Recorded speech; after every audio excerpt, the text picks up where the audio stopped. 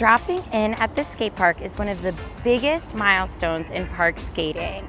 It looks intimidating at first, but once you learn it, it's going to open up the whole entire skate park. So today we're going to go step by step to build the confidence and the technique to learn your first drop-in. Let's get started. So what is dropping in? Dropping in is when you're standing at the top of a quarter pipe or bowl and pointing your skates straight down to rolling in. It looks kind of dramatic and it feels crazy, but it also feels like flying and it feels so good. It can be intimidating at first because of the coping and the steep curve, but it's all about trusting your body and going with the flow of the ramp. So let's talk about some things that you need to learn first and be able to do before you're ready to drop in. Number one, you gotta know how to skate. And just skate around the skate park. This skate park, I have a nice little flat section here. If you don't have a little flat section and it's all ramps and curves, time to leave the skate park and learn how to skate. You need to know how to glide and also scissor your feet. This scissor position helps with stability, and this is also going to be a key position when learning how to drop in. I was just at the skate park like 2 days ago, and there was this little kiddo there on inline skates, and I thought it was so cool that he was on skates at the skate park, and he really couldn't skate very well. He was kind of still doing the scooter push, and I was like, okay, well, he's learning how to skate. This is great. Then a little later, I was in a different part of the skate park at this big ramp section with all of these huge drop-ins and quarter pipes. And this little boy is at like the top, and I'm like, oh, he's just watching his friends. And then he goes to the top and tries to drop in and just like wipes out so hard and stands up limping. And in my head, I was like, I have to remind people that they have to know how to skate before they're gonna try to drop in.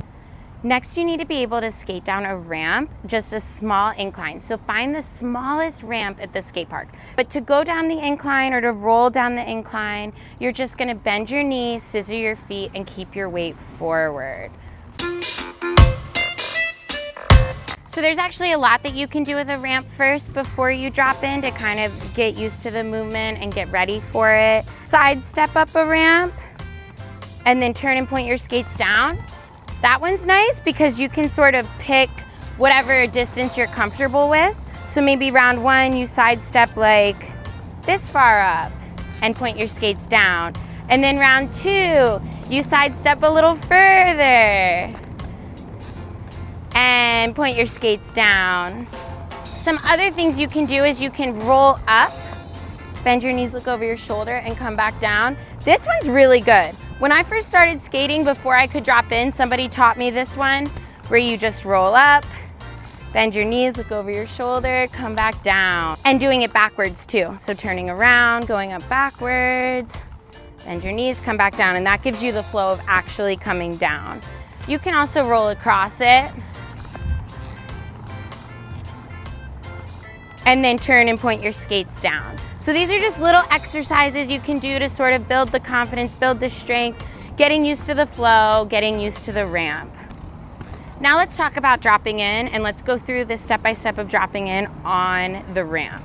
So on the bottom of your skates, you have this sweet spot. You have this H block in the middle, and to drop in, you're gonna plant your H block at the top. So now I'm pretending I'm at the top of a quarter pipe or at the top of a bowl with coping. But we're gonna do it here first because it's smaller, it's easier, it's less risk. This is where you wanna practice first. So you're gonna plant that H block. Then you're gonna move your other foot up to it, bend your knees, lean forward, scissor your feet. So having one foot here on a ramp is actually a little bit more difficult than on coping because when you're on coping, you're sort of locked in. On the ramp, you're a little bit more rolly. So let's just do it again. Let's master it. I've got one foot here. In a second, I'm gonna bring my other foot forward. Once my other foot is forward, it's commitment, it's go. So I'm gonna bend my knees. How bent? Really bent, more bent than you think. You can even hold on to your knees to help you remember to keep your weight forward and bend your knees. This is a very helpful tip that's helped a lot of people. And once you've mastered the ramp, it's time to learn how to drop in. Let's go. When you get to this point, you should already know what to do. You should already have practiced on the ramp, mastered it on the ramp, rolled around the skate park a dozen or 2 times, up and down ramps, bending your knees, feeling confident. So it's 1 foot on the coping, click it in. Again, when my other foot gets to the coping, we're committing. This is the most important tip I'm gonna tell you today, and probably one of the most important parts of dropping in is to lean forward. Go with the flow of the ramp. You don't wanna lean back, lean forward. 1 foot on the coping, the next foot's gonna go.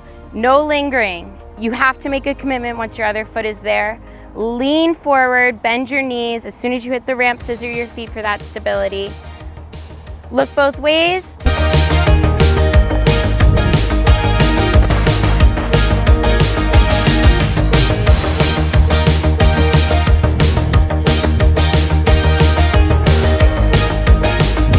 And let's talk about what you do when you get to the bottom. If the ramp is just flat at the bottom with no more transition, you can just keep your knees bent and absorb the curve as it flattens out. But most ramps will lead you into another ramp or a bowl, and that's when you'll need to understand bending and extending. I don't want you to think of it as unbending at the bottom because that can make you fall back.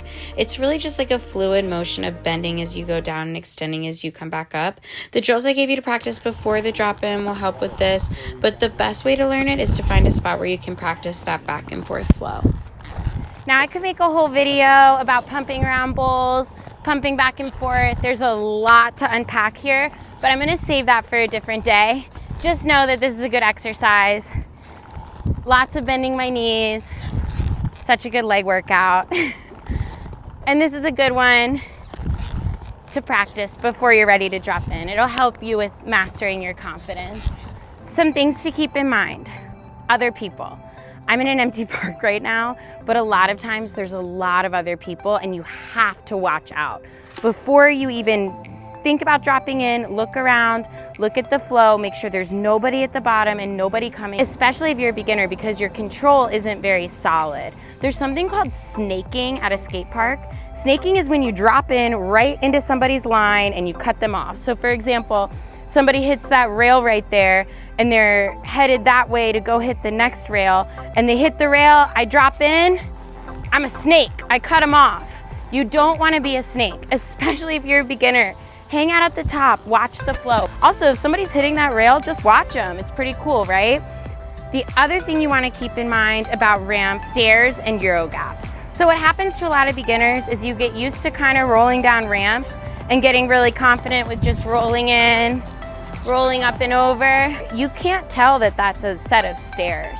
So it's super important that you're aware of that too, and you don't just go rolling down anything that looks like a ramp. Come closer, you'll see it's stairs. Another personal experience I had when I was new, I was just flowing around a new skate park and I hit a thing of stairs. I ripped open my whole arm. I think I still have, it was this arm, I still have a scar right here from it. That was like one of the worst falls I've ever had on skates in my whole entire life. And it was just falling down stairs that I thought was a ramp. I want to talk about the most common, most dangerous, most beginner common mistake that happens when learning how to drop in. And this is really serious, you guys, so listen up. Going to drop in and falling backwards on your bottom, bruising your tailbone, smacking the back of your head. Really important that you bend your knees and keep your weight forward. Those are my 2 most important tips. And the other thing, if you're thinking how bent, I mean so bent, really bent, because if you're even too far down, like in a squat, guess what? If you fall back, that's way less impact than if you're standing with locked straight knees, right? So really bend your knees. You'll notice I wore these pads today because learning how to drop in, you most likely are gonna fall back on your butt. I think it's happened to everybody. Funny story about me, when I first started skating, the first time I dropped in, I did it. I didn't fall, and I got so confident that day, and I was just dropping on everything. I decided I was gonna go to the biggest, steepest section of the bowl and drop in, full confidence. I flew back, I hit my tailbone so hard, I literally went home like this, crawling out of the skate park. I couldn't even walk, and then I was in bed for a week. And then these pads that I have on, somebody gifted me as a result of that fall. You can fall forward onto your knees. That does happen. That usually happens more commonly when you're coming in backwards. Like if I was gonna drop in backwards, falling forwards like this, it's that same motion. One of the most common questions that I get is dropping in on big wheels or navigating the skate park on big wheels like your 80mm or your rec skates. And yes, it's 100% possible. I talked about the sweet spot, the H block on these. On your big wheels, you'll put the sweet spot in the middle of your wheels. It's not as locked and not as solid, not as ideal, but it totally works. Dropping in is the foundation of park skating. Once you learn it, you'll be able to start from the top, you'll be able to link tricks together, and you'll be able to progress forward into what's next. Thank you guys for watching. Remember, practice is the best teacher. I'll see you in the next video.